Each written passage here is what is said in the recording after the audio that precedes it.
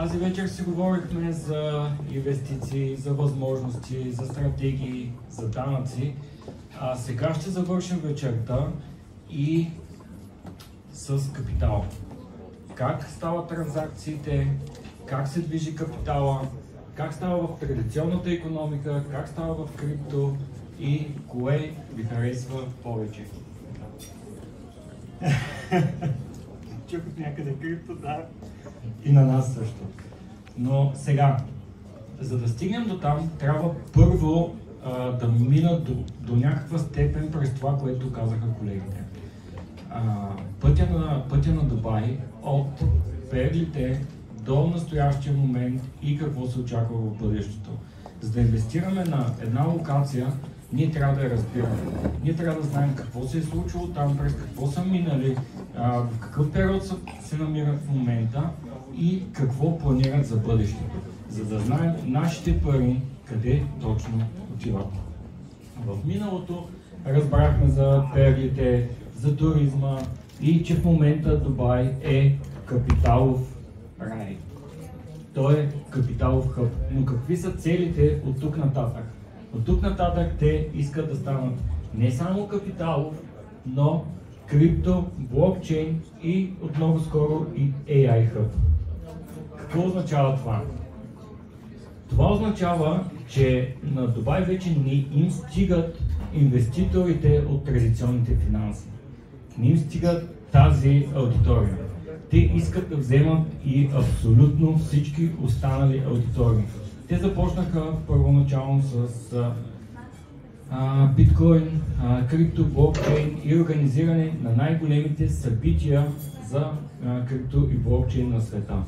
Преди се организираха на различни места, започнаха вече да се организират и в Дубай. По този начин Дубай намигнаха на тази аудитория.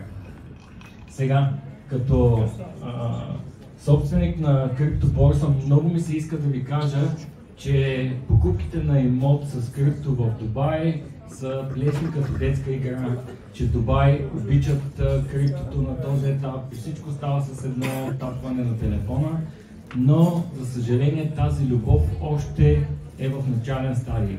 Те са все още в етапа на флирта. Дали ще отиде към любов, ще разберем малко по-нататък.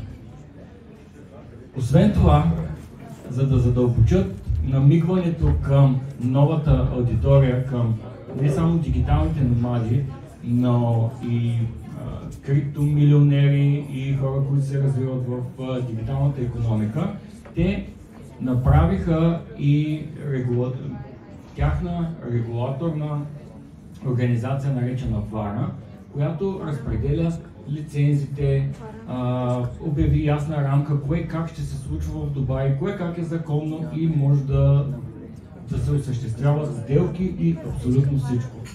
По този начин Дубай започна да привлича и криптокапитал.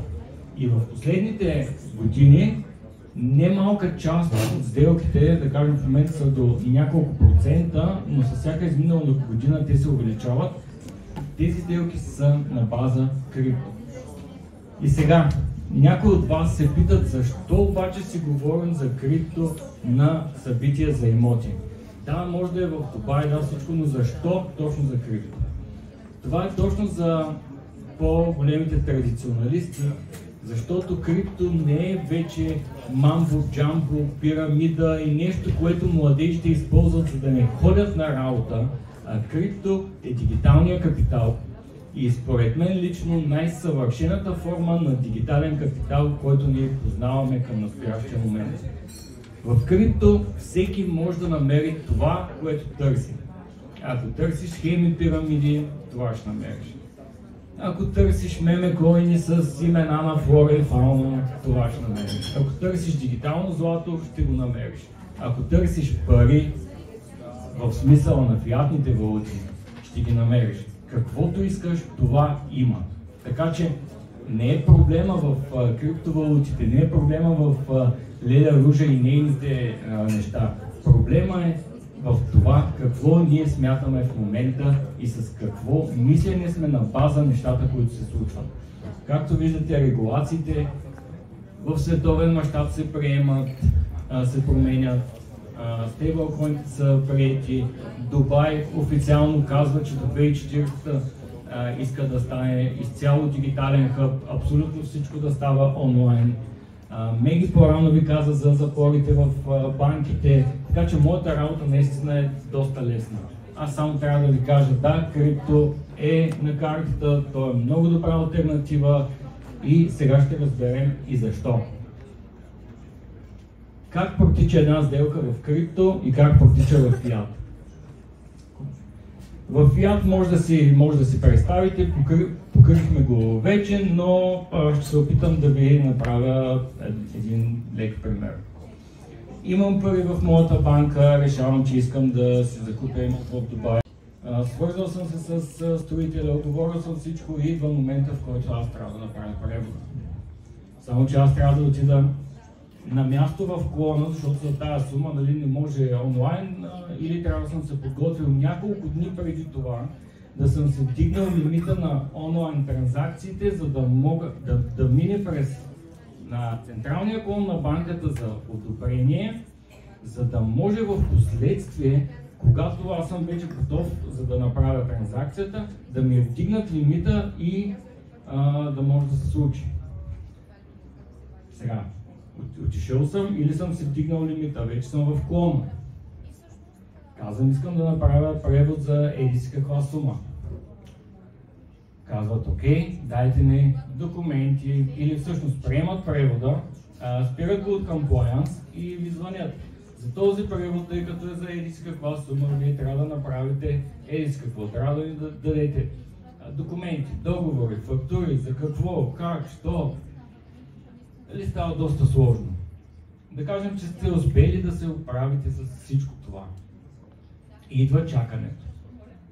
Една транзакция може да отнеме от няколко дни до седмица, ако всичко е наред.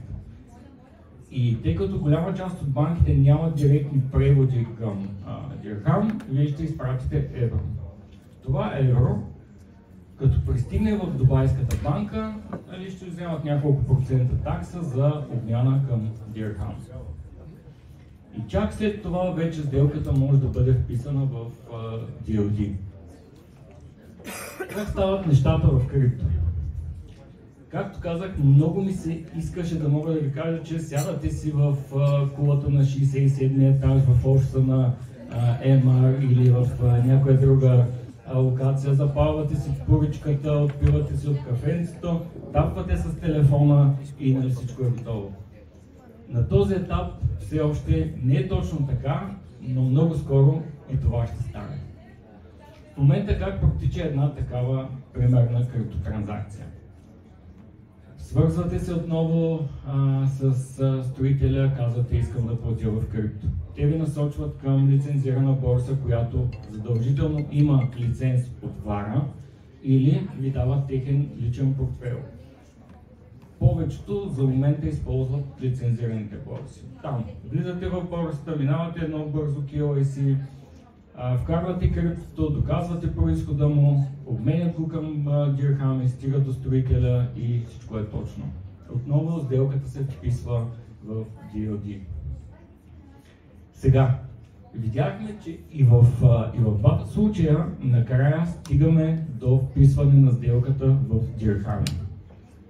Защо е това?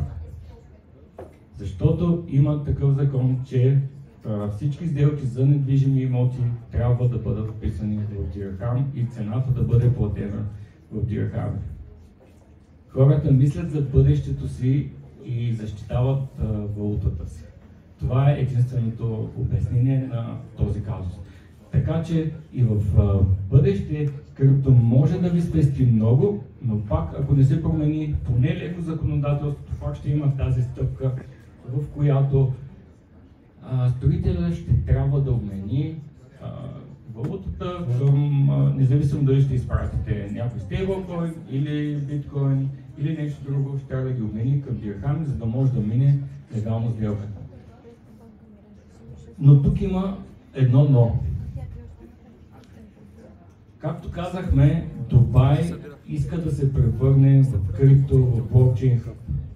И какво правят те? Вара в момента има пилотни проекти за токенизация на имоти. Какво означава това? Понеже много голяма част от имотите са доста скъпи. И не всеки има възможност да закупи цяло. С тази токенизация всеки имот става, може да се представите, като акционерно дружество. И всеки може да се закупи от един дял от това дружество и да притежава недвижим имот в Дубай. И това всичко ще бъде вписано дигитално и няма да минава към дирхами. Това е тяхната нова пилотна програма, която влиза в сила. Но няма да е за всички имоти, няма да е за всички строители, понеже е пилотна, тя е за точно определени имоти, които могат да бъдат намерени, когато започнем на сайта на Вара. И сега, разбрахме, че с банките е по-сложно. Разбрахме криптото, как се движи капитала. Но всъщност какво трябва да запомним от това? Когато движим капитал между различни регулации, независимо дали са между Европа и Дубай или където и да е много трудно. Регулациите стават все по-тежки, все по-сложни, данъчно все повече се следят нещата. Марина доста добре ви запозна с това. И какъв е извода? Че където свършват регулациите, там до голяма степен започват възможностите в крипто. Защо? Защото движението на активи в крипто, независимо от коя част на света се намираме, една транзакция от България до Дубай става за няколко секунди, не за седмица, не за повече. Тоест, оттам нататък вие имате свободата на движение на този капитал и свободата на бързо движение на капитала. Така че, моят съвет към вас, ако все още не сте обмисляли крипто, направете го. Ако не като инвестиция в биткоин или нещо такова, то като място, което да съхранява вашия капитал, да го направи дигитален и да не позволи на някой да ви го блокира, защото не е в добро настроение. Благодаря ви много.